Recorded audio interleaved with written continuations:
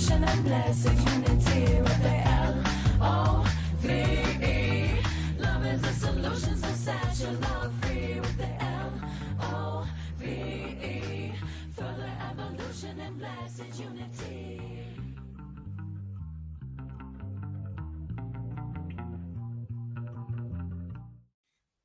Good morning, self-lovers. Welcome back to the Self-Love Show. I am your co-host, Dawn Light, and this is my beautiful sister here, Trish Wright.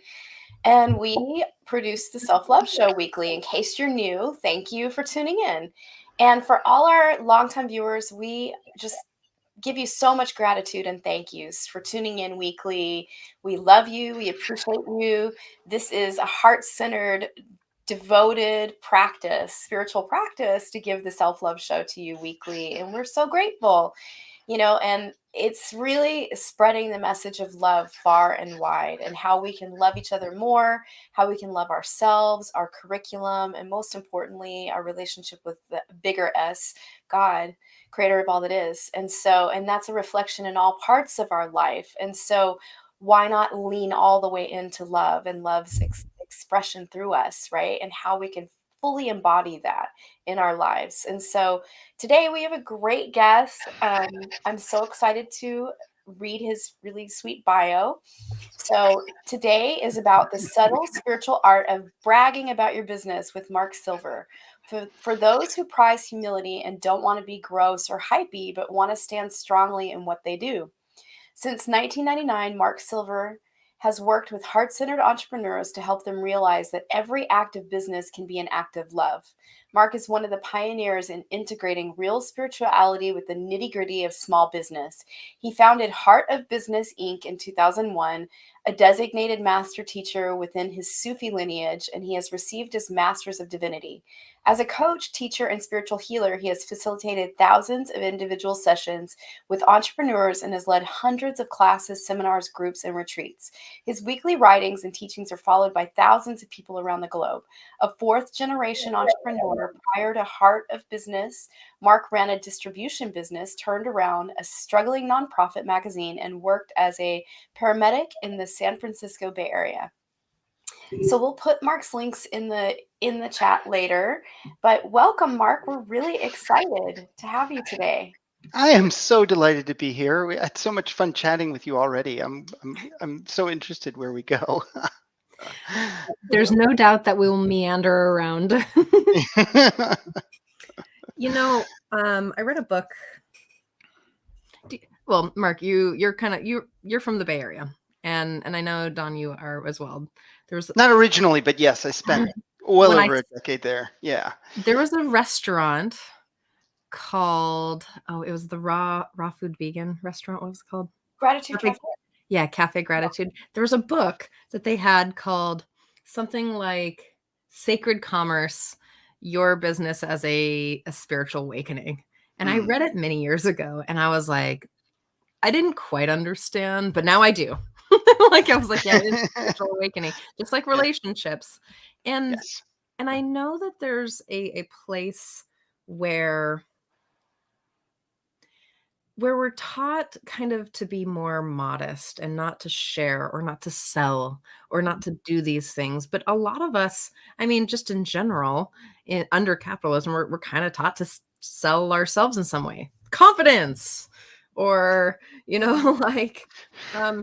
one of the questions that we ask, what do you do? And so it's one of these things that's both in our culture to be both shamed and to be promoted. And I think it's wild. It is wild. It is wild. It is so painful. I heard, I have to chase this quote down and give proper attribution to it, but I've heard it said that we don't have a culture, we have a collection of trauma reactions. And I think that what you just described really illustrates, what I think we're swimming in, especially in the world of business. And it's so painful because, yeah, you need to, you must be modest, you must be humble, don't toot your horn, but you have to toot your horn, you have to get out there, you have to put it out there. And that tension paralyzes people, and folks don't know how to go through, because you can feel the truth in both of them, right? There's a deep truth in being humble. Like humility is a really important, critical, central spiritual value in how we move as human beings in this world. And but standing in strength, standing in our sovereignty, being willing to show up, like that's also a truth. And how do those come together? And so many people get frozen trying to integrate I what I have seen seem to be incomplete understandings of both of those pieces. For me, it lives a little like this. Like when one starts kind of doing I call it deconstructionist work, when you start recognizing how there's many places where our identity or places where ideas are socially constructed and how we're living. So like social norms are to help us all behave in the same system, right? Social norms. And then there's like rules and laws, and it's how society is created, right? Right. Shame is one of the tools of social norm behavior. So in this sense, it's like as we start to deconstruct some of those things, like someone will be like, "Oh, you're real beautiful." And I'm like, "Well, I just was socialized as female in this culture who idolizes this exact look." Okay. I get it. I'm not like versus the like, "Oh, yes. Oh, like my Fabio hair." Like, not like, "Oh." Cue the fan and the lights and the soft Yeah, focus, right? I'm not Yeah. like bragging about something that I didn't really have a control over. But I Right. do brag about things that I like push up the hill, like a big ball up the hill. Like I'm like, "Oh man, that was hard." And many of my friends will also, like, "Hey, that was hard," and celebrate. Like I celebrate Dawn when she pushes a big thing up a hill. Right. We celebrate each Yeah. other. It's true. Yeah. Well, law.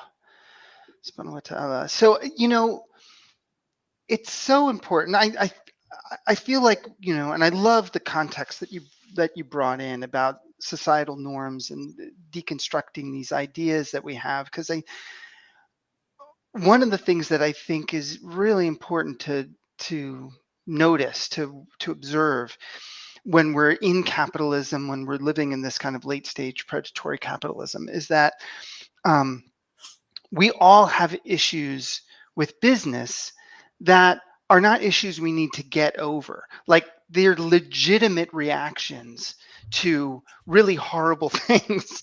I mean, so many of us have been at effect or witnessing the effect of really toxic business practices that have been the norm for several centuries, and gotten worse and worse and worse. And it should be noted that, commerce and trade are kind of normal to human beings. Like indirect barter of various sorts has existed in lots of different forms throughout human cultures as long as we've been around. And capitalism is a very specific thing that was created in the last few hundred years and is not the norm or natural or, going to be here forever. And so when we have those kinds of reactions to an unhealthy environment, naturally we turn away from them. Like people of heart and people of integrity go, I don't want to do that. I don't want to do that. It's kind of like, you've been able to give voice to that piece about, pretty privilege, or what have you. Certain forms of the human body are given privilege over others, depending on skin color and size and shape and all of these different things. And yet, and so you've been able to give voice to that, but you had an inkling like, oh, this isn't really mine to brag about. It's just what I'm carrying. It's just who I am. It's just what I've been given. And so, I don't want to get too weird or too academic about this stuff, but I think that it's helpful to understand some of this context in business so that you don't end up feeling like gaslit by the culture. When you have resistance to when people have resistance to promote themselves, promote their businesses, it's like it comes from a very legitimate place and there's truth in it and it needs to be examined. One of the things that I think is one of the most important human capacities to develop, I believe, is the capacity to be willing to be present with discomfort without trying to soothe it or fix it. Mhm. Because then we don't turn away from something just because it's uncomfortable. Instead, we can be with it and see, one of the questions I really like to ask that comes out of the derivative from the Sufi tradition that I practice in is love available even here? Beautiful. I love that you said that. So that line is really the foundation of my practice. Mhm. Is being with the discomfort. Mhm. Like, can you sit in it and just be with it and not need to fix it or change it, but just sort of, I'm going to use the word love it. And I'm not Mhm. saying like love as in like, oh, I love you, but as in the radical acceptance of what is. Mhm. I mean, yeah. Yeah. So It's in my practice too. It's bringing compassion into the places that suffering are. yeah. It's bringing compassion and awareness and acceptance. So in business, so for the people who are listening, in business, it really touches literally every core, just like a relationship, every core understanding that you not only have about yourself, but about the world, about money, about worth. I mean, there's so many things I can touch, but it really checks you. And so the world tells you there's lots of business like books and NLP and like coaches in the world that will do this sort of patriarchal capitalistic sort of like formula that they've created, but they're oftentimes kind of manipulative. Like Oh, completely. Not kind of, but completely. Yes. using people's insecurities to sell them things, and I'm like, I'm just unwilling to do that. Well, and that impacts the how much money I can make or the reach that I can get or that Dawn can get. I know that we're very you can correct me if I ever speak for you incorrectly. Our businesses are very similar and very aligned in our principles and values. Yeah, right. So we're just like, I'm just like, I'm unwilling to do that, and I know Dawn is as well. And it's it's I've seen coaches and I've seen people in their business who have really chosen to participate in that way of business and then have an awakening. Like they're making boatloads of money because they're playing the game. But something in them is like, it's not right. Like something in them is like grating. And then they have this like awakening about how harmful these practices are, and they drastically change their practice and everything shifts and they're like, I'm not making as much money. Yes. Often because they don't know how to replace it. Replace the practices, right? It's like if you stop doing something that is being effective and then you wander away from that and you're like, well, what do I replace that with? I think that's one of the things that leaves us caught in a variety of kinds of dynamics, right? It's like, what are we moving towards? Not just what are we moving away from? Moving away from something is a really important thing to honor. Like there's lots of things that I like, okay, well, I think I need a little distance from that thing, whatever that is. And, but at some point we need to kind of awaken. What am I moving? So what practices are we moving forward to? And I want to, marketing in particular. So let me go Sufi here. So when like I can help it, by the way, I think that when you're choosing a spiritual path, you should pay attention to what accessories come with it, because that's an important part of it. So if you get good beads and a good hat, you're probably in good space. But is that too superficial? Anyway, next topic. So so Adornments are okay. You they can have all are. the They adornments are. you want. Beauty is an important part of life. It is. It is. It is. And inner and outer beauty do not have to be in conflict with each other. So um so when we talk about marketing, which is really bragging about yourself or promoting yourself or whatever, we're talking about the marketing, which marketing is really, the way I define it is, it's like being in relationship um, with the people that are in relationship with your business. It's about relationships. It defines relationships. I define business as the relationships you have around your livelihood, and marketing is about developing those relationships and caring for them and nurturing them and nourishing them. Mhm. Anybody you talk to about marketing that is effective in it says, okay, you have to talk about the problems, right? You have to talk about people's problems to be able to get their attention.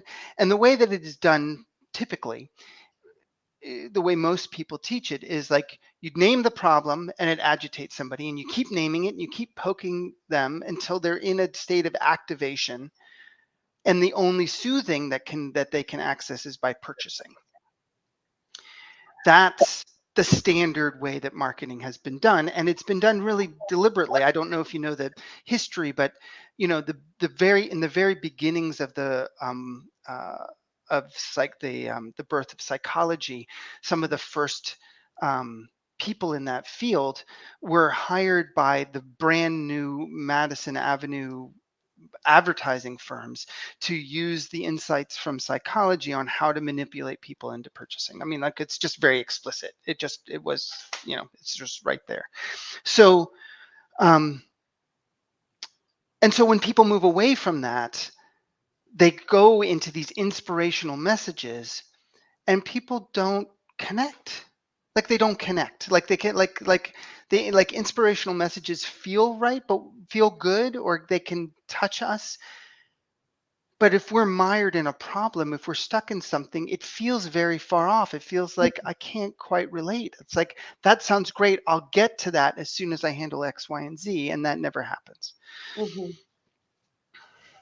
There is a Sufi saying, it's a quote that's considered to come directly from the divine, a hadith Qudsi, which says, God speaking, I was a hidden treasure and I yearned to be known. And so I created the creation in order to be known. Mm. And that spark of yearning to be known lives in all of us. We all want to be known. We all want to be witnessed. You can talk about struggles and problems that people are facing, not from a place of manipulation and activation, but from a place of deep empathy, seeing the person as whole, not seeing them as broken, and with deep empathy for the problems that they're facing. And just being with them. And what that does is, instead of activating them, it allows them to take a breath.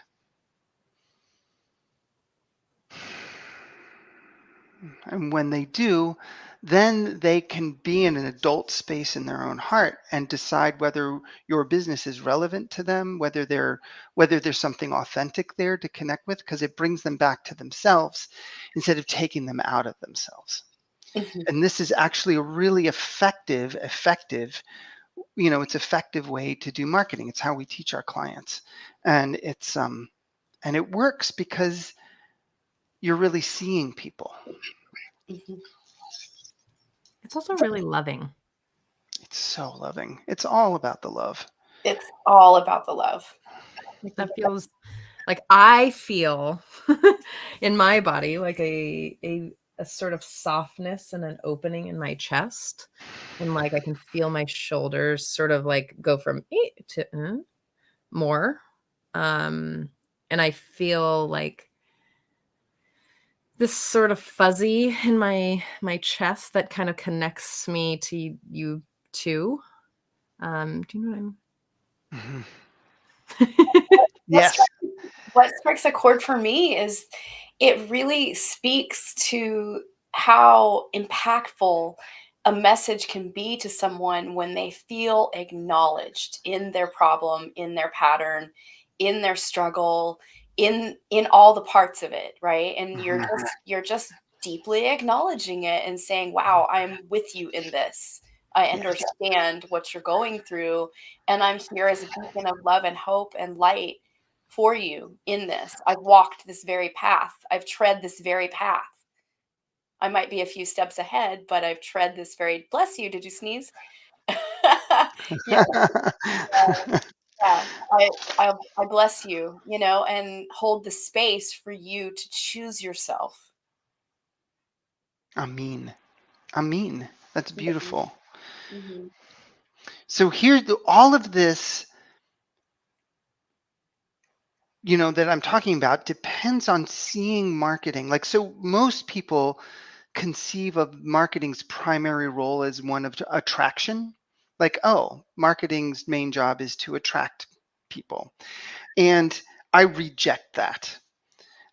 Marketing is not about attraction. Attraction is the province of love. Attraction comes through love. When we care about people, that's the attraction that people feel. When we want to care for people, when we're giving to people, when we're showing up, when we're witnessing people, that's that's an expression of love, and people feel that. But however, we've had some we've had some experiences in this life of ours, and so we're a little bit it's like either we're so busy that we don't feel like we don't catch the subtlety, or when we feel it we're like, yeah, but is this just another manipulation? Like, are you really for real? Like, can I trust my heart in this case? mhm, And so what marketing's true job is safety. mhm, Marketing is meant to help communicate and bring safety, mhm, which gives space for the heart to be able to feel the love. mhm. Beautiful.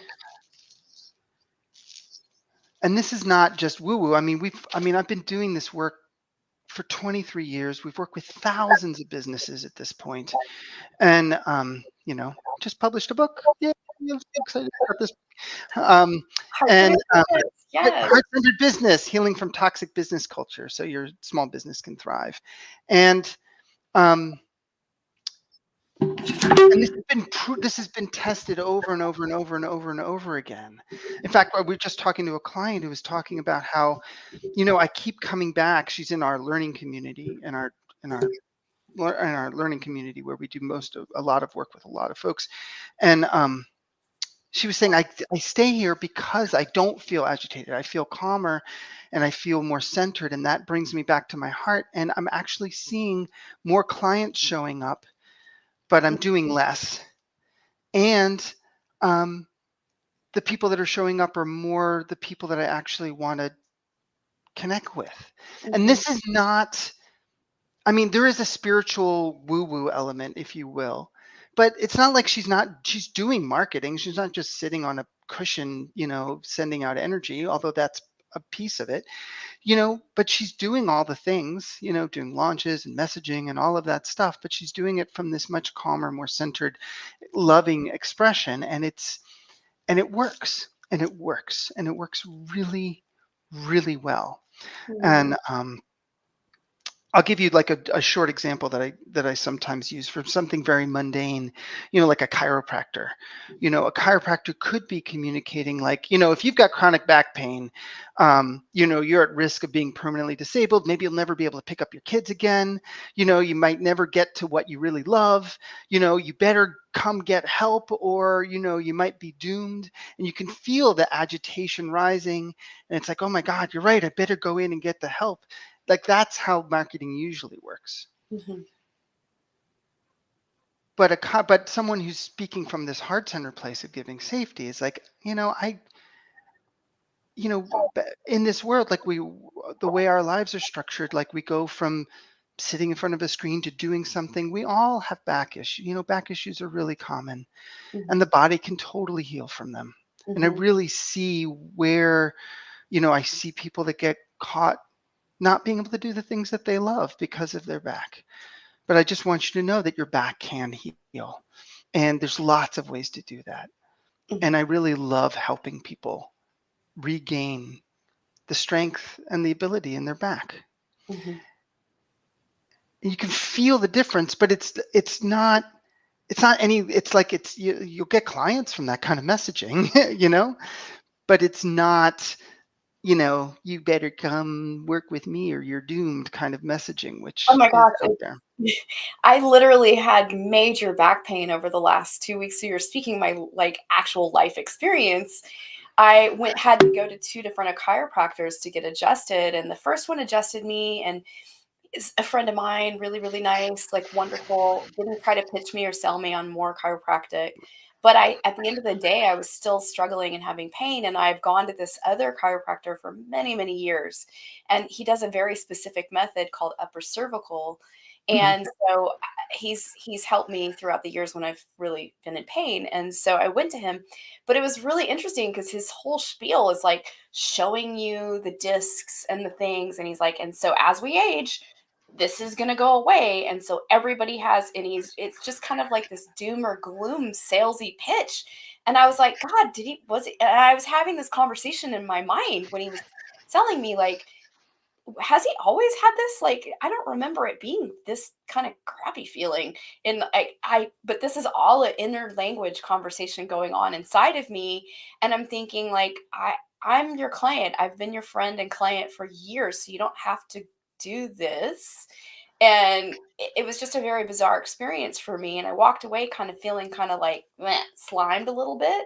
And at the same time, deeply appreciative because I immediately, like the next day, my back pain was gone. And like his method worked. He didn't even adjust my upper, he adjusted my lumbar, but did it in a way that I needed for whatever reason. Yeah, But I that's firmly amazing. believe that my body can heal itself. And I stand behind that. Like we all have that innate intelligence of God molecule inside of us to like access our infinite potential and healing.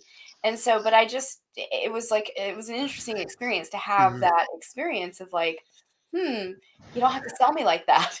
It's not gonna work. Yeah, and you left with a yuck feeling, and so, you know, even if it works for you, I could imagine you probably feel a little hesitant about sending people to him potentially, just because of that little yuck, even if it was effective, you know, Yeah. and there's just that little bit of hesitation, here's the thing, is that because these practices are so endemic, they're just so common, that even people who have really good hearts, really high integrity, really good intentions, if they pick up these practices, the practices themselves, because they're manipulative, like and this can be really wild to someone who's very intuitive or empathic, who they come to someone and they're like, wow, they're reading like they have really good intentions and they have really high integrity, but I feel really terrible. Like like it can be hard to read that because the practices themselves are terrible. And intention does not change that. You have to change the practices too. So I'm sorry that you had to experience that. That's not fun. It's not fun, but I'm so grateful that he adjusted me. Like, Yes. I'm so grateful. But I didn't buy into the sales pitch of that I have to sign up for this giant package and that I'm getting older and blah blah blah blah blah blah all the stuff, I was just like, no, I'm okay. This is a once in a while thing that occurs. It's not like I take pretty good care of myself, exercise, eat well. Like I'm I'm aging with grace is my firm belief. Yay. Yeah. Hmm. Hmm. So, how do we brag about our business without looking skeevy? All right. Nice. So, um, well, let me just sell you this special package that'll get you there. Ah, So the so so so there's some pieces to this. So when we're approaching like wanting to be strong and clear about talking about our business, the first thing that I want to say is that the first thing is kind of just remembering what we were just talking about, is right, remembering that the true purpose of marketing is safety and not attraction. That you're not trying to convince people or pull people in. You're trying to make it safe for the people who would naturally want to work with you to approach. So just like letting that need to like pull people in just kind of like drain away. The second thing is to remember that you're advocating for your work, not for you. Like you're not saying, "Yay, I'm so good." You're saying this work is really amazing. This work is really effective, and and it's so much easier because our hearts naturally want to be humble. It's easier to advocate for a third party, for somebody else. Don and Trisha's show is great, everybody should watch it. It's so much easier to say that, you know than to like, I'm so cool. It's like you immediately feel that. So it's like, if you remember that you are an advocate for your work, you're an advocate for your business, and not for yourself. So that's kind of a second piece to kind of step into.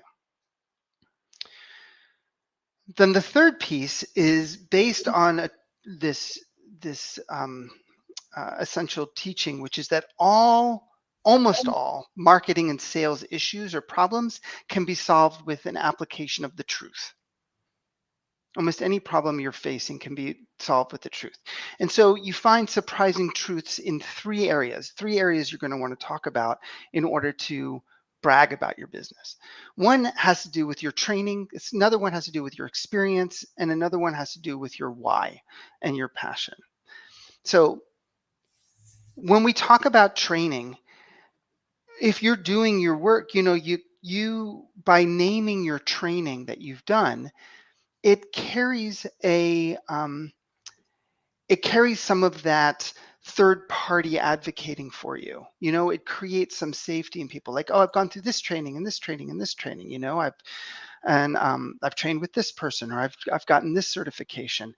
And even trainings that seem irrelevant are important. I remember I was working with some Sufi teachers. I was when I trained with my Sufi teachers, and then I was a faculty in the teacher internship program, and we were training new Sufi teachers. And someone was we were talking about, like, well, how do you put yourself out there? And I'm like, well, what kind of training have you had? And they're like, oh, I have a JD. And at that time, I didn't know what a JD was. I'm like, what do you mean? It's like, oh, I'm a lawyer. I'm like, you put that in there because even though that training has nothing to do with the spiritual training that this gentleman had, it communicates something. It's like someone who's been through a lawyer training and has been a lawyer believes and knows and has experience that this works. It communicates something to certain people. It's like, oh wow, lawyers doing spiritual teaching and healing, like what, like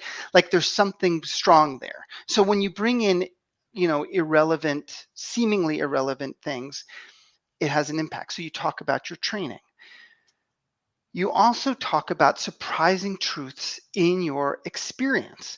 Here's the thing that's always very surprising. How long have you been working with clients, Dawn, for instance? Like, how many years have you been working with clients doing your?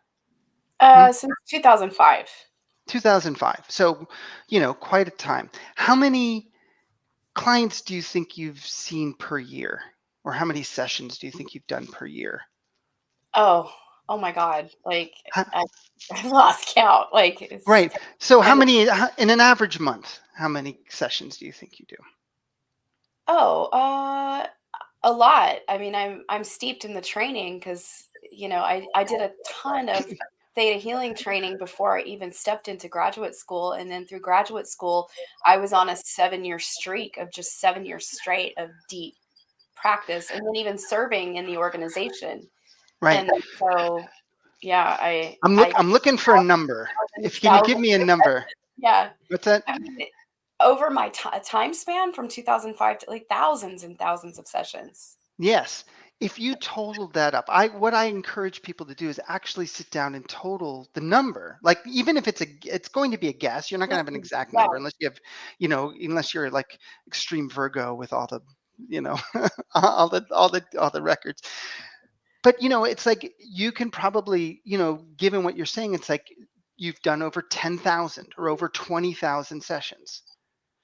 Naming that's not bragging, that's just truth. Truth. Yes. Okay. I love this. Do you see what I'm saying? It's like even someone who's had relatively little experience, maybe somebody's just getting started and they've been maybe doing it a year or two, and maybe they've done practice sessions and they've done this and they've done that. Maybe they can only say they've done a few dozen sessions, but maybe there's something else in their past. Um, I know someone who had transitioned from being a public school teacher to then doing their business was based in doing education around communication things. And it's like I've had experience in classrooms for 15 years, and I've had over 20,000 students. You're not trying to misrepresent yourself. Like you can tell the context. You're not trying to lie about it. I have 20,000 clients in communication. No, that's not true. But it's like, but you can express your experience, the truth of your experience, without any adjectives. Like you don't have to use any adjectives. You don't have to say, I'm super cool and this was amazing. Just say, yeah, in the time I've been doing this, over 20,000 sessions with clients. Beautiful. Oh my, do you know what I mean? It's like it lands. Mhm. And that translates in a lot of different ways. It can be a number of hours, it can be a number of years, it can be number of organizations. It can, there's a lot of different ways that this can play out. And then the third part has to do with like, why is this important to you? Why is this important to you? And, I love the emphasis on vulnerability in this show, and like us, being able to talk about, things that are really vulnerable, because it's, it can be really, hard. Like this world can be really hard. We get put in a lot of, hard situations. And, I just, when I see how there's so many people, I've seen gifts, the gifts that people have, and there are no jobs that allow people to express their gifts. And yet we need those gifts very, very much. And, the businesses that they end up starting are like these little tiny business floating in this big ocean of like global corporations. And it's like, it's so important to all of us that these businesses, that the people not feel alone, and that the businesses be successful, because those are the gifts that we need more than we need, the global corporations. We need each other so much. And so my work is really about bringing healing to this area of life that we've so forgotten that love is present in. And so when you start to weave these pieces of truth and vulnerability together, it just starts to glow. So yeah. I love this. It just feels so warm and loving and kind and generous. Inspiring as well. Mark, would you like to take us through a practice, or was that it? Yeah. So, Bismillahirrahmanirrahim. So I'm practicing Muslim Sufi. Have been for over 20 years, over 23 years, 24 years. And the heart of the practice that we've taught to people from so many different spiritual paths, and people from no spiritual path at all, is something that's called remembrance. And if you don't know what Sufis, if you've ever heard of the poet Rumi or Hafiz, they're Sufi. It has to do with, how do we carry the love in every moment? How do we witness the presence of the divine in everything, no matter how difficult? And so what I'm wanting to lead people into practice in um, is a practice of connecting to your heart. And so I want to encourage everyone to take a nice breath, gentle breath. And first, just come home to yourself. Just notice how your body's feeling.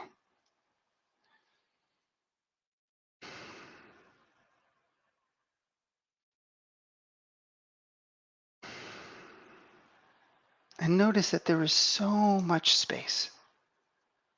You don't have to make space for how you're feeling. There's so much space to feel how you're feeling.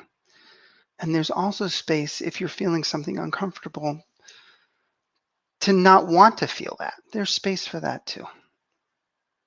If it exists, there's space for it.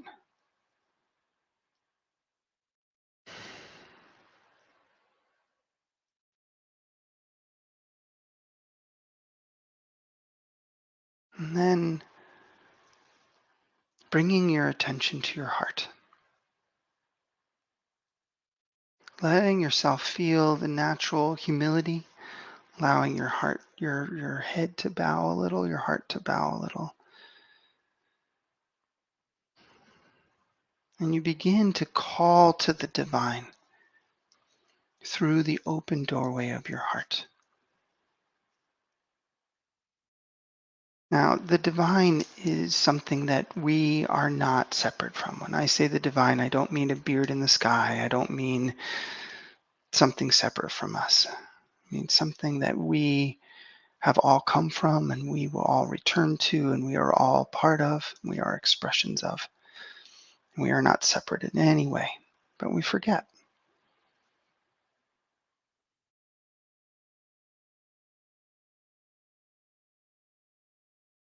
And so I use as a Sufi the name Allah, which simply means the divine, God, the oneness.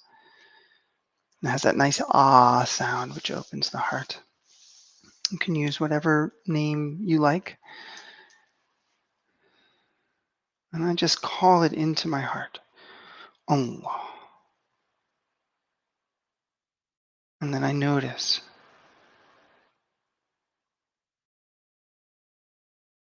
Allah.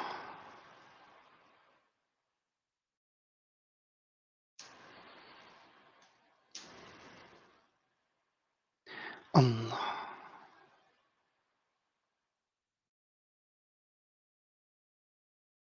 Allah.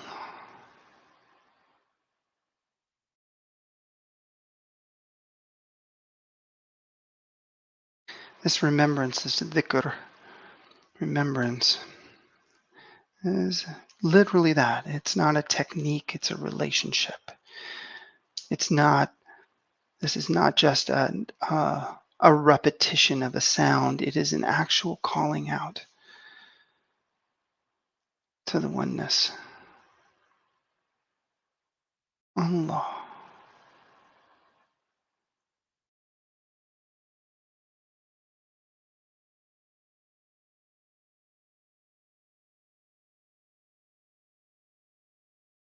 And then I want to take it one step further.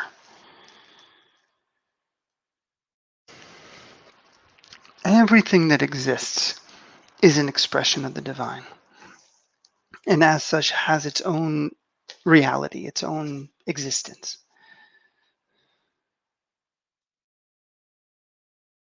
And so one of the things that I want people to get is that if you have a business, even if you just have the idea of a business, it has its own existence separate from you.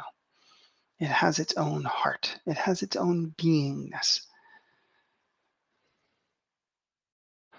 And so if you're in your heart in remembrance of the divine,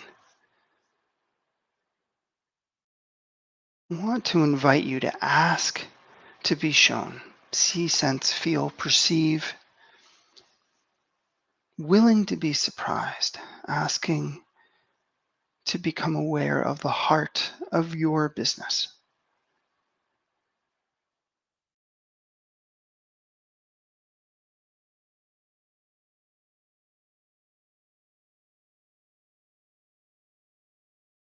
Just asking.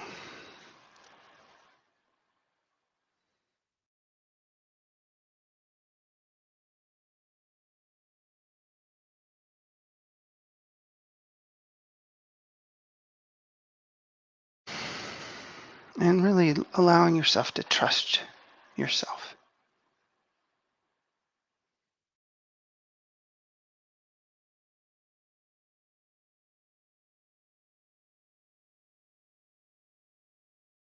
And asking, what is it that the heart of your business, that your business wants you to know? What is it that the divine wants to communicate to you through your business?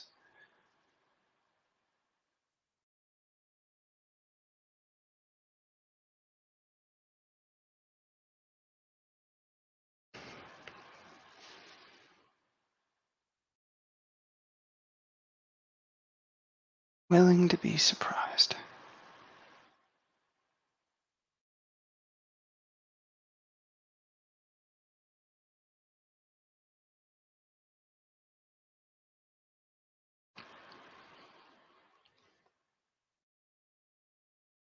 And saying yes to whatever arrives and asking, is there more?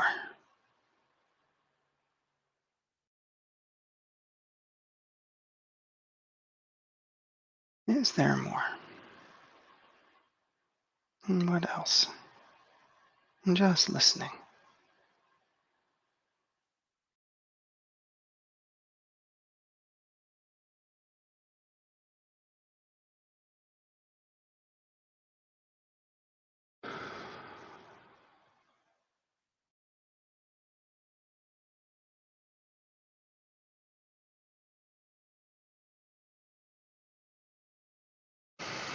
Beautiful.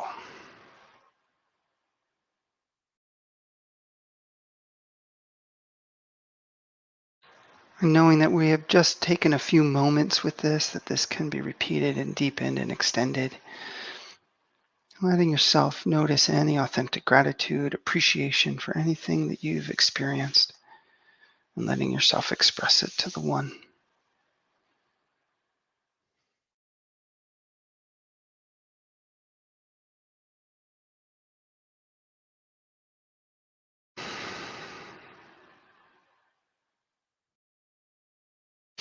Amen. Amen. Amen.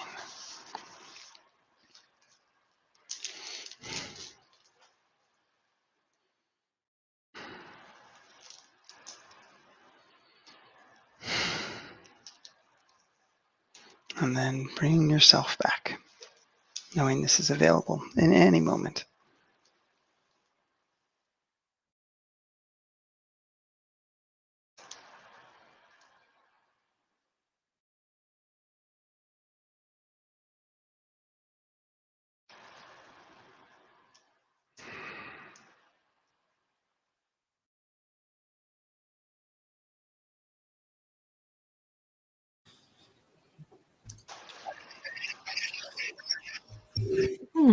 Thank you. Thank you. You're welcome. I'm curious what you all may have noticed, if anything. If you're willing, I don't mean to probe. Oh no, like I'm in a really interesting spot in my practice where I'm pausing it. I haven't actually said it this out loud to anyone. So the way that I'm approaching it, it looks differently. And a couple of things came up was go slow and get far. And just keep swimming, swimming, swimming. Those things. And so the way that I'm over the last month and a half, I've been, well, 2 months, I guess, is really like shifting and molding something different and how it works and how it lives. And it's validating that I'm where I need to be. Mm. Beautiful.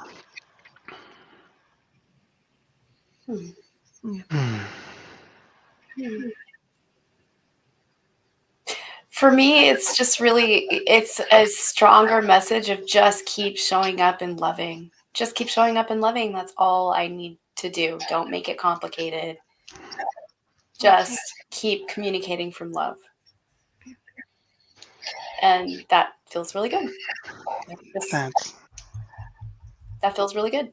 Because there is a deep restructuring going on behind the scenes in my business. And I've been really like holding a lot of space for that. Like there's a lot of people that have left my sphere in a fast way. And that's okay. I just been in awe over how it all unfolded simultaneously with other things not about my business going on in my life. And it's a really deep, it's almost as if the like foundation of my like temple bowl inside my body has been restructured. And so my whole reality is being restructured. And it kind of makes sense because I did Bufo medicine for the first time, and it was a really profound healing in my body temple. And I did a very deep somatic release. And with that, my back pain came in. And then I spent a lot of time in meditation. And I like took a lot of hot baths and like a lot of like being with my pain in my like at basically the base of my spine. And I was like, wow, what is really going on here? And then I had the most profound meditation come through. And it was like my whole bowl had been reset, and like the lining of my womb and like this whole like container space is being reset. And then in one of my meditations, I saw this, and I don't want this to scare anybody, but it was a very profound, like clear boundaries moment. I had this powerful snake move through my whole outer perimeter of my business and bite its tail. And it was like locked in, like solid. I'm not going to say curse, but effing boundaries. Like, boom, no more. Because it's almost as if I had been just like generously outpouring, overflowing, and staying in that place. But then like, there's got to be this balancing taking place, right? And so I'm still in this very generous space, but now God is bringing in a new level of container, a new level of strengthening going on. And then in that meditation, it was just like honey. It was like oozing honey, and my whole womb was a beehive. My whole womb was a beehive, and that was where the wellspring of like blessing and goodness and the heart, and they were connected, the womb and the heart, and they were just generating this love. And then like the bees became like dollar signs, and they were swimming out and flying around and coming back in, and it was just like this like abundance frequency going on. It was really freaking cool. That is amazing. I can feel it like as you're speaking it. Like I have it really amazing. definitely noticing, presence, and transmission in what you're saying. That's beautiful. Subhanahu wa ta'ala. I love that. Yeah. I love that. I'm just in awe and surrender of what is about to take place in my business, because I could feel it was like this wild storm and a pause. Mm-hmm. And I've been calling in renewal and regeneration. I've been staying in that vibration of renewal, and I can feel the little sprouts, like the little buds, the little blossoms starting to resurface in a way. Mm-hmm. And so I'm just in awe and excited, and I don't know what will take place, but I know miracles are about to. I mean, it's so beautiful. I just honor the both of you so much, and like giving that space to your business, making these kinds of courageous choices and listening. I mean, one of the things that I can be guilty of too, it's like, when we spend time with our business, it's almost always trying to get something done. Like, how often do people spend time in their business just being with it? I like to say, I like to point out that if you treated your partner or a close friend the way you treated your business, the relationship wouldn't last. Perform, do more, and it's just like, and so it's so important. So I love that you all are already in, Trish, you're taking this pause, and Dawn, you're in this reset moment. And it's something that I recommend very strongly, is that we take time to just be with the business in relationship with the essence of it, so that we can listen more deeply. And Lord knows there's plenty to do. There's work to be done. There's details and things to handle, but we're going to be much more on point, much more effective, and be much more effective in our choices and our decision making if we take that listening time. So, um, that's just lovely. It's just very inspiring for both to hear from both of you. In these different paths that you're on. Mhm. I- Very, very inspiring. there's this Amen. other thing that's happening too, is like I can't hold all of the things. Here's something wild. I've been really focusing on nervous system regulation over the last year and a half. Mm. And what's happening for me is that even though I have more capacity to be with things, I have less tolerance or desire or willingness to be with a whole bunch of drama. And I'm choosing regulation more often now than I am choosing dysregulation and overwhelm. Mm. And running my practice last semester and traveling, like I traveled almost every other weekend to go teach and go teach at different places, as well as go perform and to go to conferences. I burnt myself out. Yeah. And it occurred to me, I was like, oh, the degree at which school, like university, is kind of melting my brain, and I'm jumping into it on a very different level. Like I can't hold and really support my practice like as a relationship and the clients that I'm holding. Like I don't have capacity to be incredibly present when I'm thinking about ganglia and the DSM and all of the things that I'm memorizing. I'm like, I can't do both of those things while being present with both. And Mm. Mhm. I respect both things and myself enough to just slow down. It's so important. Even though It's that so means a important. lot of things, like taking loans and moving like my social life down to like five people max at a time, and spending a lot of time in front of a computer screen, but in a different way. Like it means a lot of things, and It does. it's like doing, and like the trust fall. It's doing the trust fall. Yeah. It's so wild because, one of the things I talk about a lot around prioritizing, because, if you're going to build a business, it takes space, and doing things, prioritizing isn't just about letting go of things that are unimportant to focus on what's important. Prioritizing is like a deep acknowledgement of our capacity, and that it isn't infinite. There's an infinite amount of love, but there's not an infinite amount of our hours in the day. There's an infinite amount of compassion and care and divine presence, and there's not an infinite number of people and tasks that I can care for. And that product, like prioritizing actually is a process that is filled with grief, because it requires us to let go of things that are worthy of care and deserve care, that we have to let go of. And um, Mhm. and that is something that does not, like our culture, this is part of the toxicity of capitalism. It says you can have it all.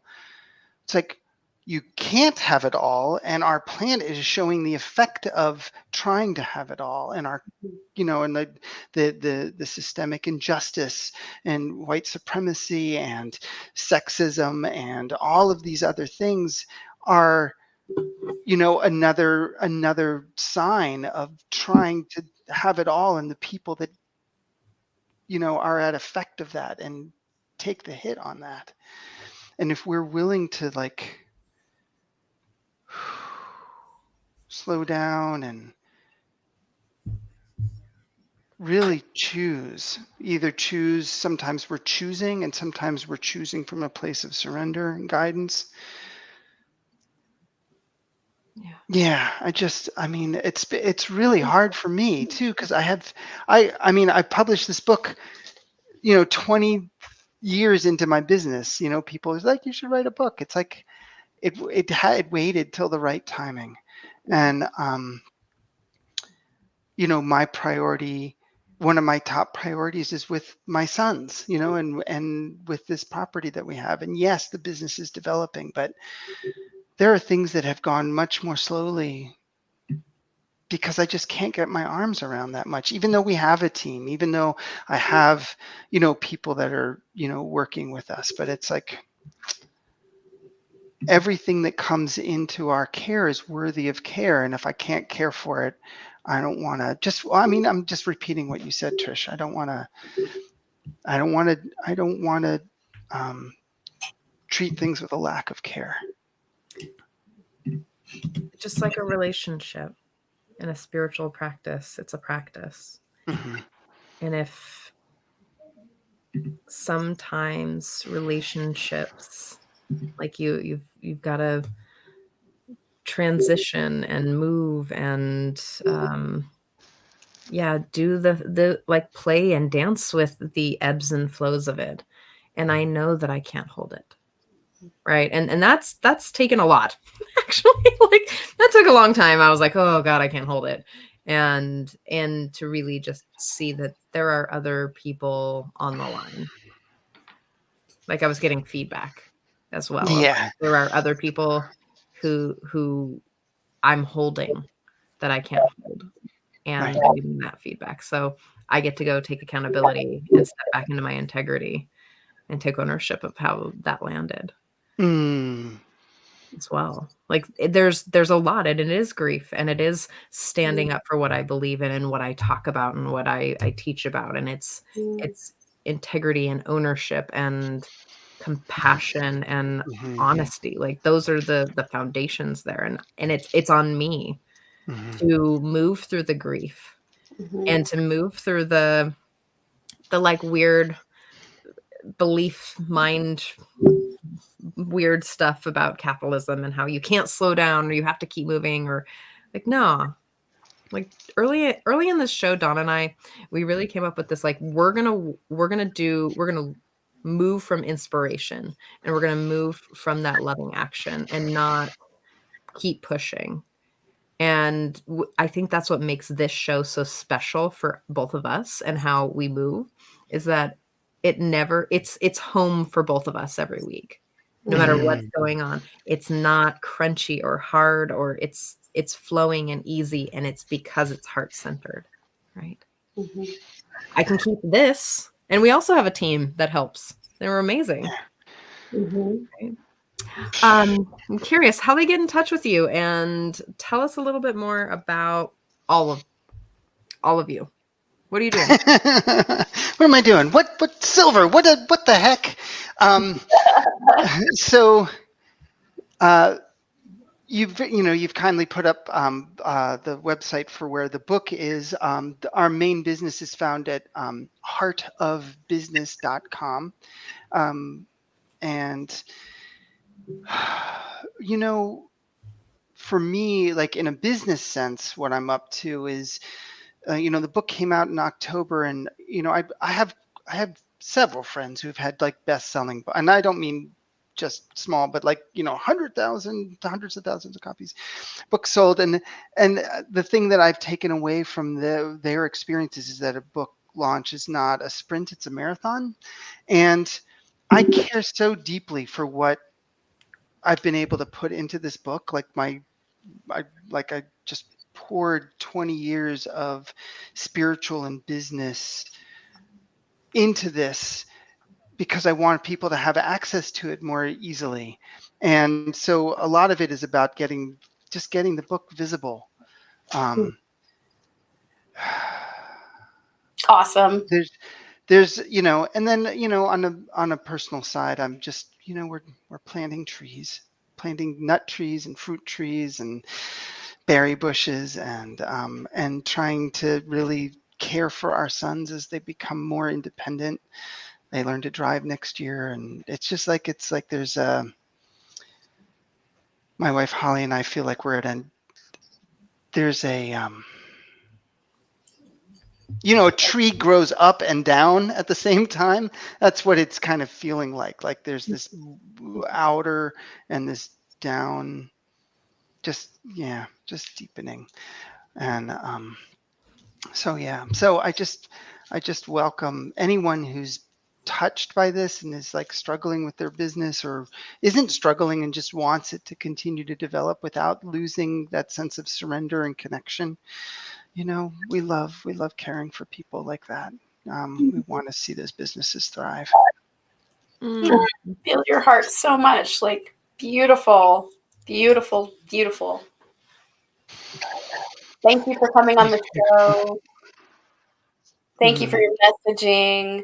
Thank you for your spiritual purpose and your work in the world. Like, I really feel your heart and your devotion in it. And I know you make major impact in people's lives through this. It's like really beautiful. Mashallah. Thank you. Thank you so much for the space that you've created and for inviting me in. And this is really beautiful. And I'm just grateful to have spent time with you all. Thank you. Thank you. Yeah, the Self-Love Show is a labor of love for us. We really, like Trish said, it was birthed in the pandemic, and we just stay aligned in it, and it's really beautiful. It's of the heart. We want to see people thrive and prosper, and we want the message of love to keep being the echo that echoes out into the universe, and that everybody can have more of it and receive at the deepest levels of what spirit has for us in our life. And that it's not just for some. It's living a purposeful life, and living an fully expressed life is available for every single person, and every person's curriculum. You can have it, and it's available to you if you just lean in and love it, and love what is difficult in your life, and learn to transmute it and transform it, and that it's available. And so, the Self-Love Show is really an opportunity to see all the different types of modalities and people and life experiences. And oh my gosh, they've gone through this too. Wow, that's in it's spark of inspiration for people. And self-love is not one size fits all. It's like there's a million different perspectives and a million different curriculums going on, or 8 billion curriculums, we should say, people on the planet. So, God works miracles and is masterful in each of our lives. And it's just, a deepening in that opportunity. Aw, yay. I mean,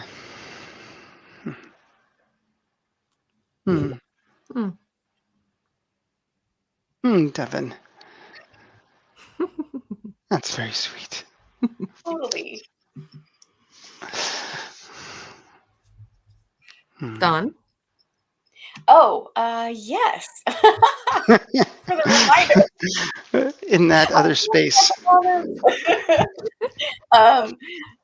So if you are a beautiful woman that's seeking to have, just some release, reflect, and reclaim, like that's what I named it. I'm doing a free women's circle February 23rd to the 24th the 23rd of this month.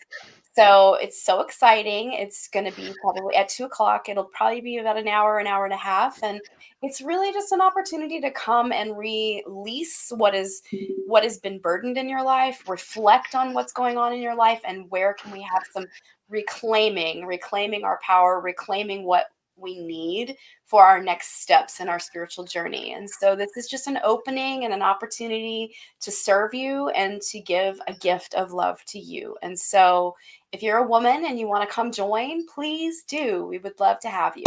It's February 23rd at 2 p.m. And you can grab the link in the chat, and it's also going to be everywhere on Facebook. Well, thank you both so much for your love and your devotion and your work in the world. And thank you all for showing up to listen and participate and watch the show for your own love. I want to say thank you to Roy and Russell for always showing up and being awesome and doing your best in this world of making self-love popular and your commitment to this. Thank you to Love Coach Academy, Scott Katamas, and Global Peace Tribe for running us out. And as always, thank you to you for showing up and committing to yourself. So we will see you same time, same place next week. Have a good day.